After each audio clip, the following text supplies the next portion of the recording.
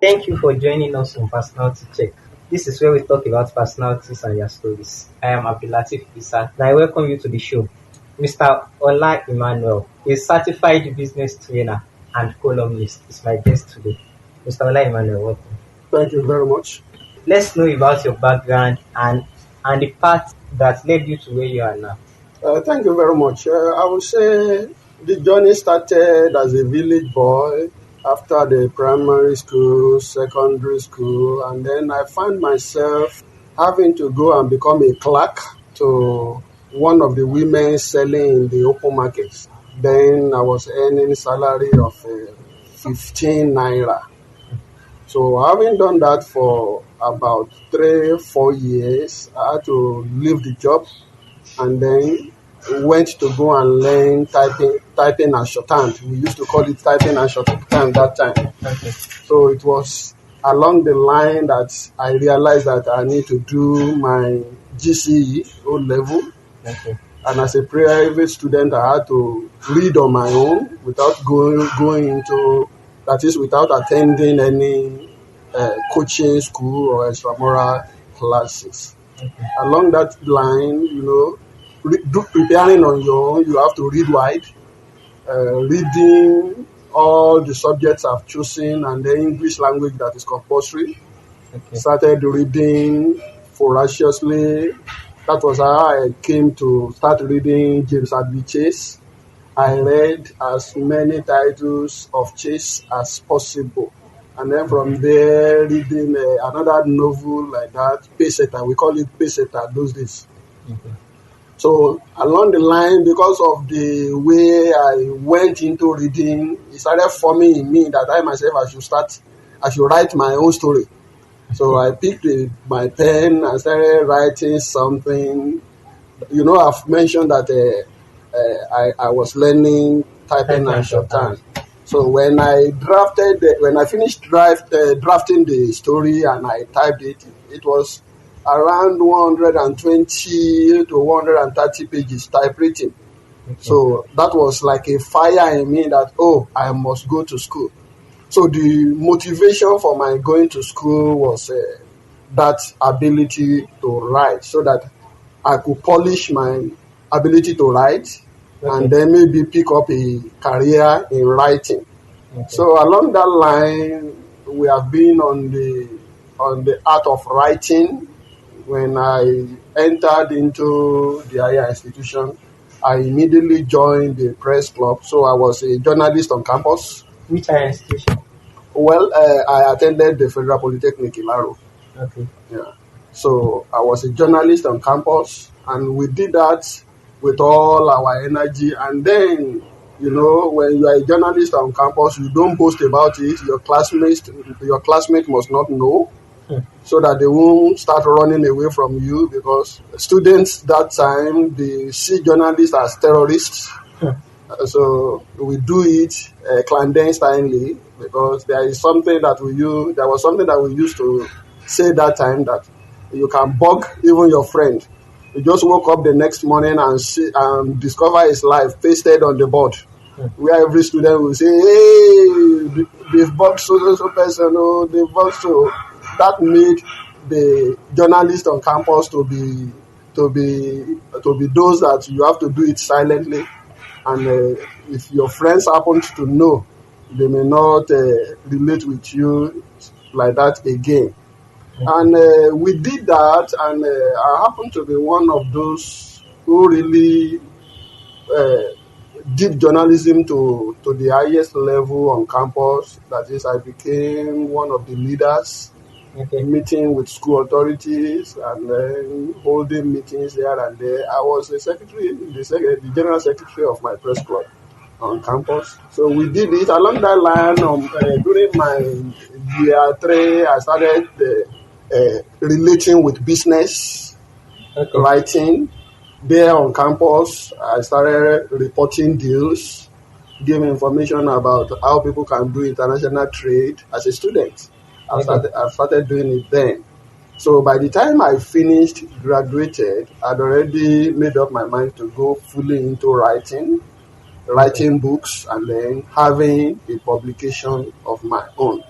Okay. So that was the plan as far back as I then. So we will say in journalism now, I will have put in more than 3 decades or 4 decades into journalism, writing.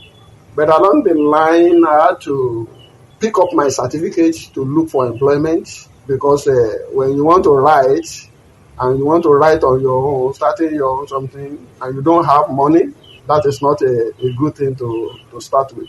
Okay. So I picked up my certificate. I graduated as the overall best student on campus. Which course? I'm a business student. Okay. I did a business related course, and Okay. I finished as the overall best. During the graduation ceremony, I read my speech as is expected of the overall best. Okay. So along the line, I thought I won't have to use that certificate because I'd already made up my mind that I'm going into writing as a career. But Okay. when things were not working out the way it ought to, I had to pick my certificate. At least I have the certificate, the overall best certificate. Yes. So I dust it up. So my career, my journey into the world of working started in a stockbroking firm. Okay. That was where I was introduced into buying and selling of stocks, preparing the documents and learning the tricks. And I could recollect that my boss at that time started doing something about producing a newsletter to advise investors. Okay. So the two of us, we would sit down on Saturday and did the something, photocopy it, and then circulate it the next morning. So I was deeply into it. And it was that time also that I learned the art of trading foreign currency, buying and selling of dollars, though not online that time, it is physical. Okay. You buy, you say you know where to go buy, and you know your customers that will call you to know if you have dollars or pounds and things like that. Early in the morning, we will have got the rates for the day, Okay. and then we compare notes so that you will know how much to buy, how much you are selling to your clients. Even some Okay. embassies, when they want to change foreign currencies that they may have, because we've known each other, they will call us. I have so amount. Can you change it for me? And so on and so forth. So, but after doing that for a while, I moved into the banking sector. So I became employed by a bank in Nigeria, which I will not want to mention the name now. Okay. So there I work in operations department, and along that line I started doing one or two things also in the office there, the responsibilities I was given. The responsibility exposed me into handling documents for foreign currencies. That's when people want to import goods, they have to pass through us, and I was the one handling the endorsement of those documents that time. So that really also gives some insight into how banking operations goes.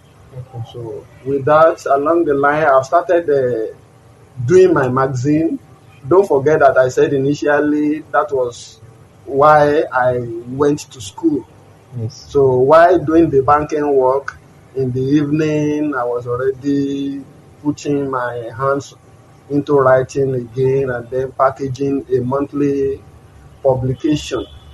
Okay. It got to a time that the clash of interest started coming in, so I had to resign from the bank and become a full-fledged media practitioner, Okay. having my own publication, a business magazine.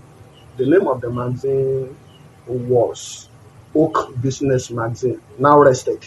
Okay. So doing the magazine, releasing it monthly, it was a very difficult task because in Nigeria people don't buy. They would rather you give them free of charge.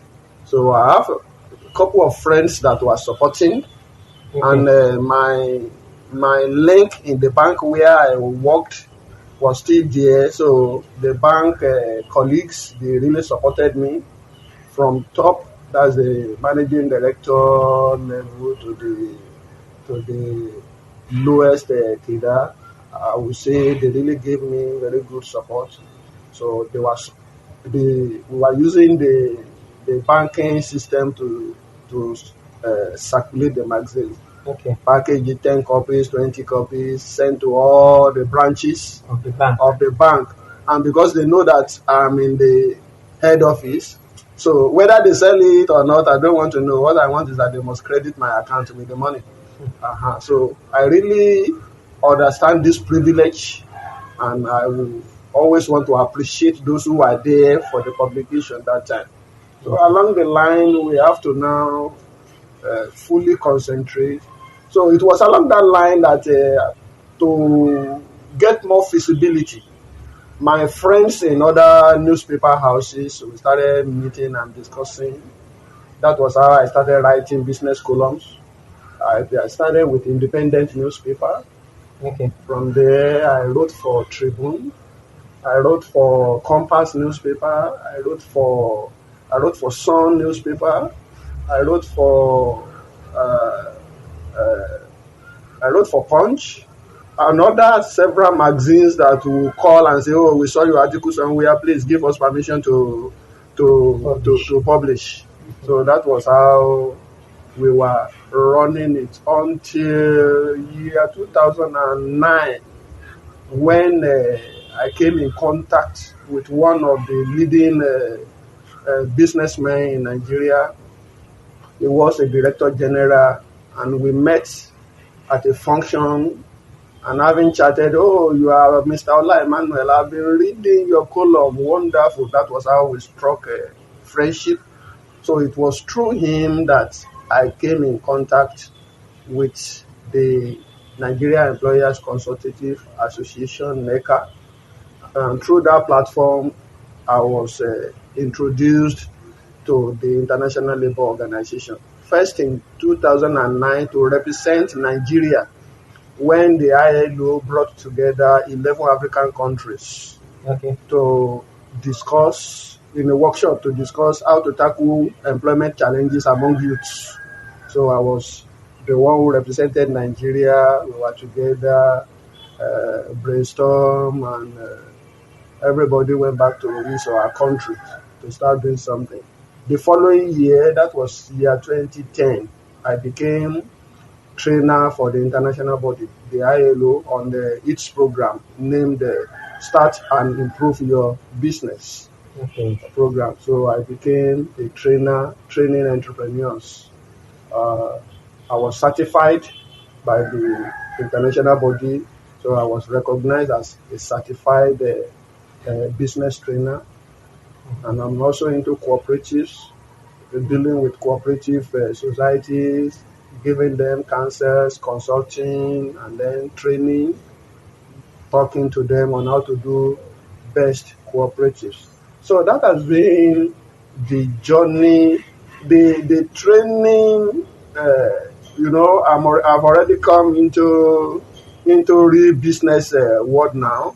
So the media have soft pedaled on it to concentrate fully on business development services, working with the cooperatives and writing business plans for organizations. And along the line, I would say it is on record today that a housing estate in Abuja, whose package was around 93 million US dollar. I was the business planner working with some international consultants. So I was the only Nigerian in the team. And because the project is in Nigeria, and as a business planner, it was my responsibility to see the business and make sure that, yes, this is a feasible project. We wrote the template, and till today, I still have a copy of the template, and we are trusting that even we can replicate it anywhere in Nigeria as a time and resources will permit. So along the line, that's how the business aspect has been going. When it comes to the media, the broadcast media, I started broadcast media, I would say, first as a guest analyst on a private television station in Lagos. I think the name was Galaxy TV that time. That should be around 2006 or 2005, 2006. That was my very first time on air. It was on a TV as a guest analyst. Along the line, a friend of mine introduced me to a broadcast journalist on Lagos television, LTV8, Okay. Ikeja, and I was I was a guest on this business show on some couple of times. That's an afternoon business lunch break show where I function as a guest analyst for some time. Along the line, we became friends. We became Okay. friends, and when he moved to another private television station, Okay. because we have known ourselves, so it doesn't take him anything to give me a program on the television show. On So that private on television. that private television, so that was how I started the Oak Business magazine. Now I now make it Oak Business Show, Okay. a 1 hour business show on the station, syndicated on Television, Gateway Okay. Television, Abeokuta. So the business show ran as a syndicated program on the television, on TV, Okay.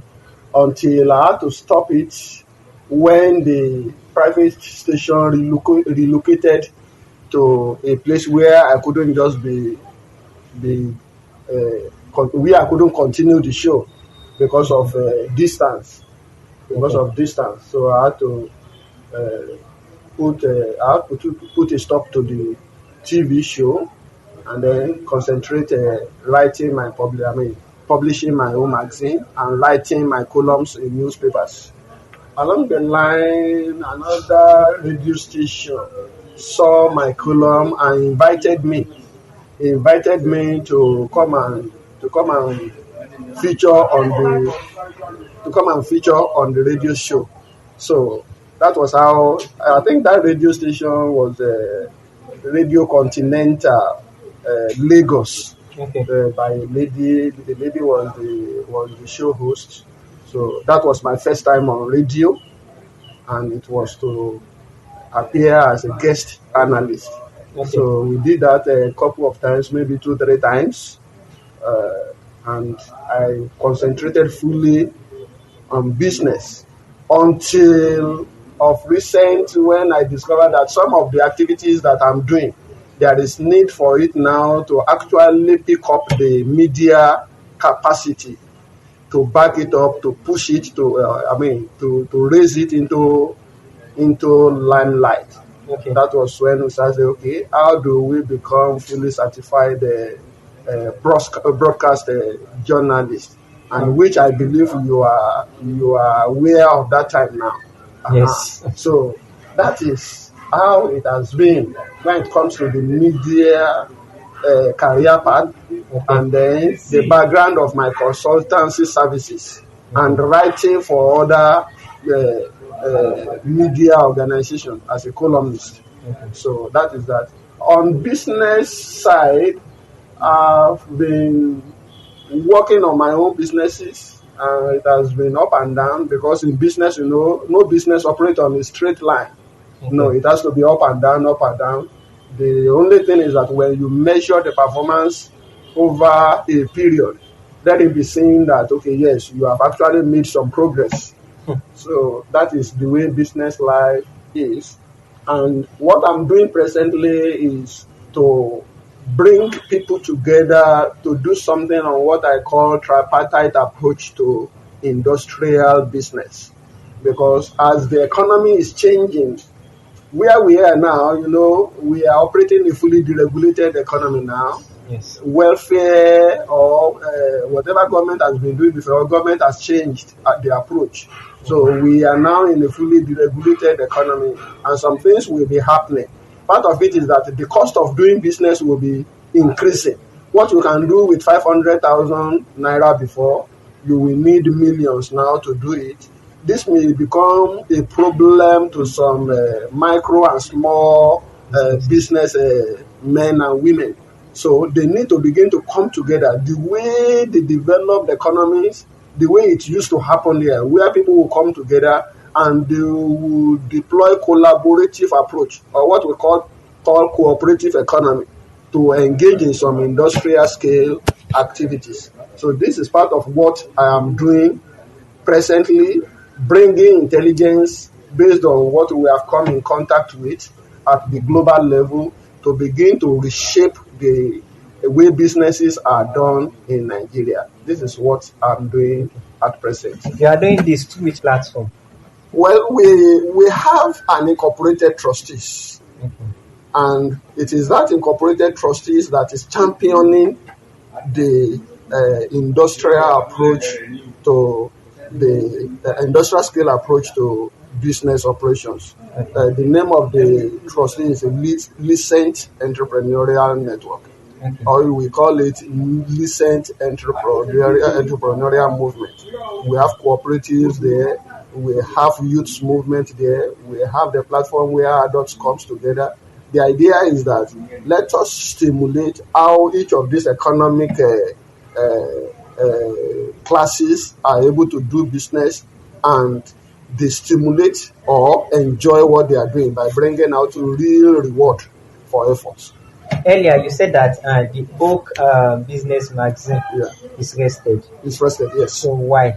It is because of funding. Like I said, in Nigeria, to run a media house requires lots of resources. Yes. When you have a magazine, Nigerians don't buy magazines and newspapers. They would rather go to vendors to read at the newspaper stand. Yes. So you will just see them when you publish, they take it, the vendors take it, and then they return it as unsold. So this is killing the media, especially the print media. So that's why, actually, that's what is now bringing me fully established in the broadcast. Okay. So that we can also use the skill, the capacity we have to reach out using the already established broadcast media platforms to reach the people. Because in the print media relies so much on adverts. Yes. And when the advertisers know that, the sales copy has reduced, the adverts may not be forthcoming as you expect. So it will make the print media business to be unsustainable. Okay. So we rested it about more than 10 years ago. We rested it then. Is there any way this print media can survive? That's why you see many print media going into social media now.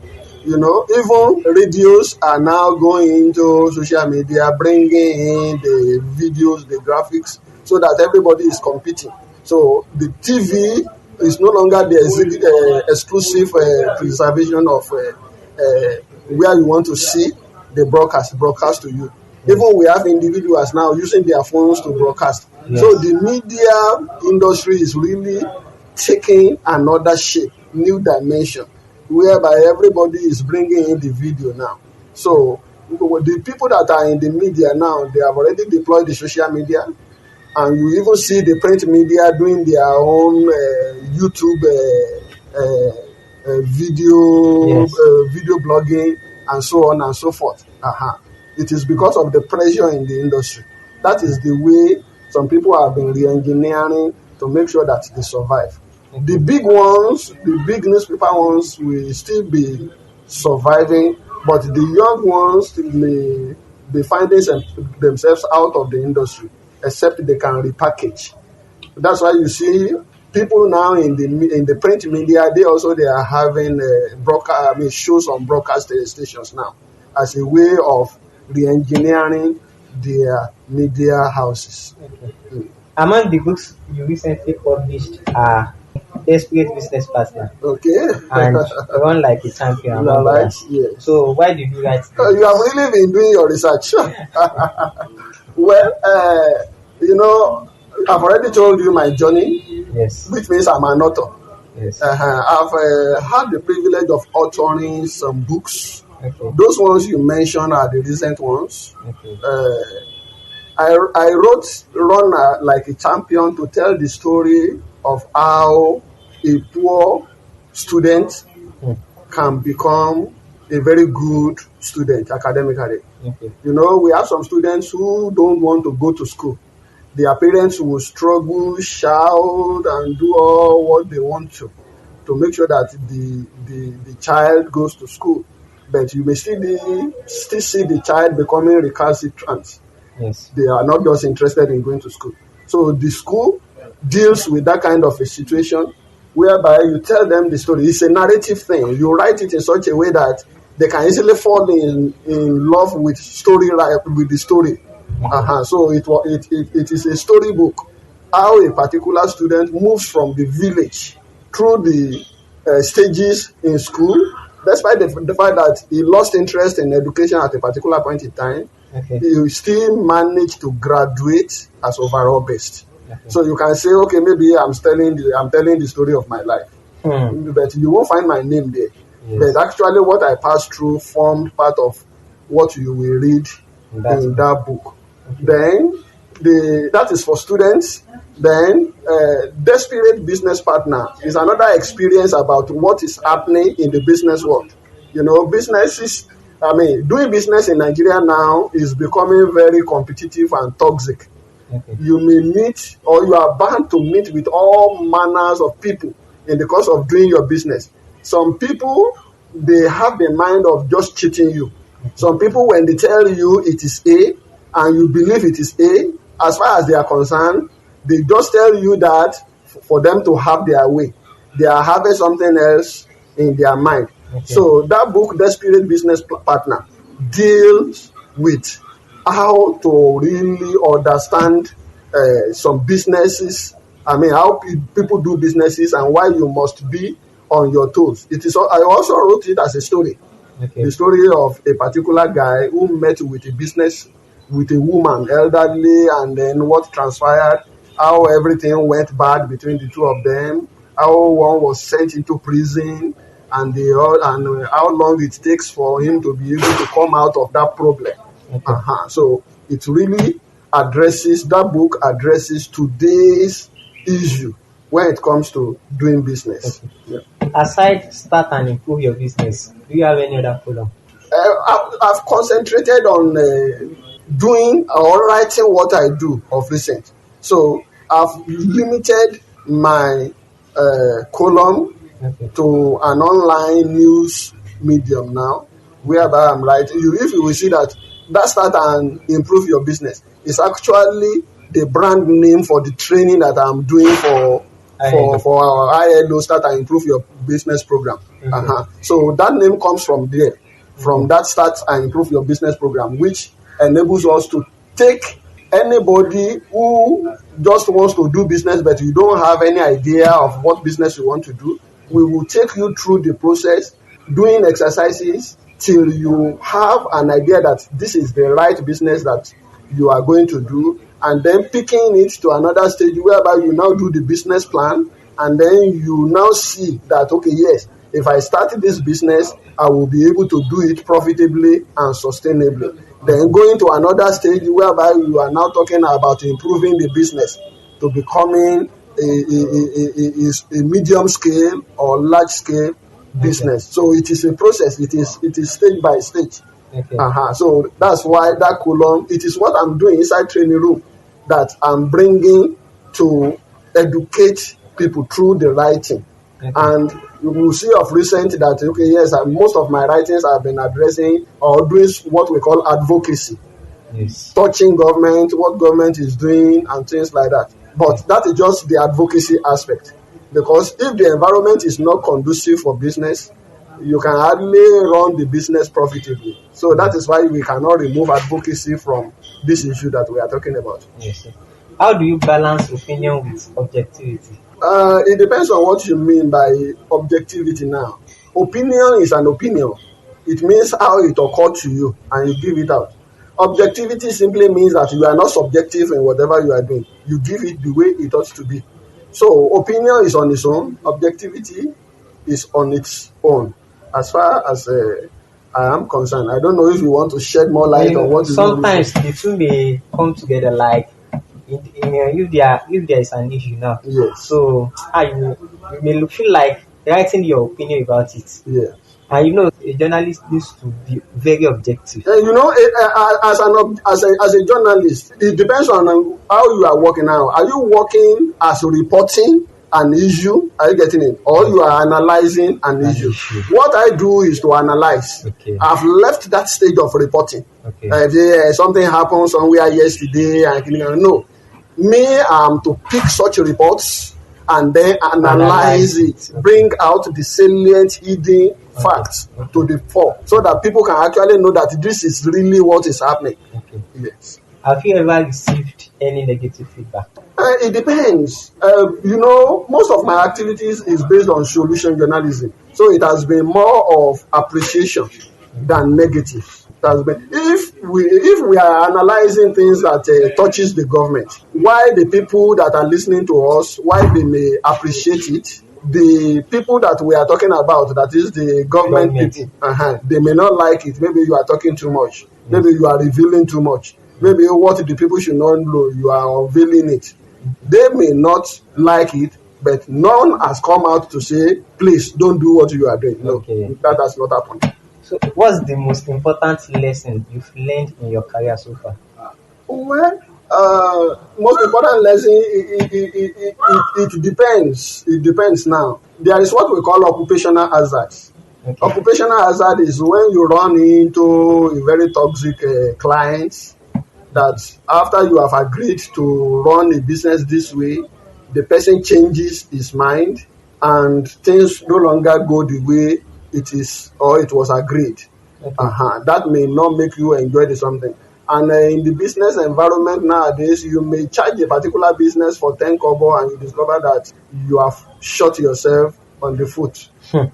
Because that 10 kobo may not be feasible to execute or to carry out that business. So that may happen. But beside that, on the positive side, you feel good when you do things that comes out successfully. Okay. So we say, okay, that's the exciting moment. So as a business person, you must prepare your mind.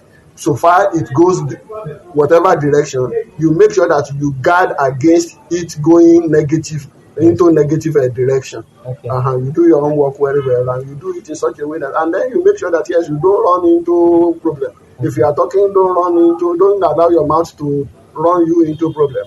Okay. And so on and so forth. There may be someone listening who wants to start out in the business world. Yes. What is your advice to such a person? The advice is learning first. Even if you have money, you have to keep that money somewhere. Go and learn.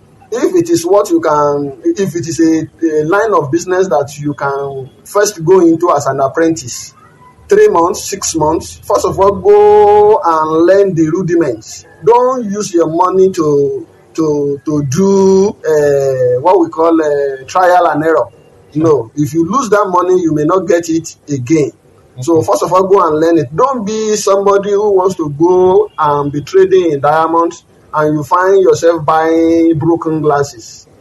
They resemble each other, but diamond is different from broken glasses. Learn very well, acquire the skills, know the trade before you say you put your money into it. Because the money if you have millions in your hand, it can disappear within 2 days. It can disappear within 1 month. Acquire the skill, and then you can now launch out gradually. Okay.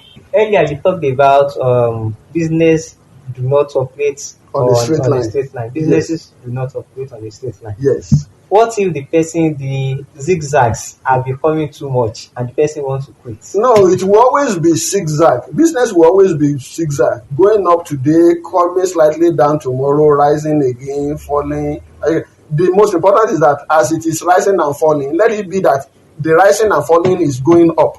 Okay.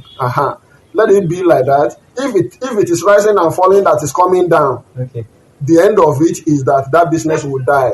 Such a business will die. So whether you like it or not, whether you want to quit or you may even want to quit to cut your losses. But businesses don't operate on a straight line. It will be rising, coming down. That is, there is peak period and off peak.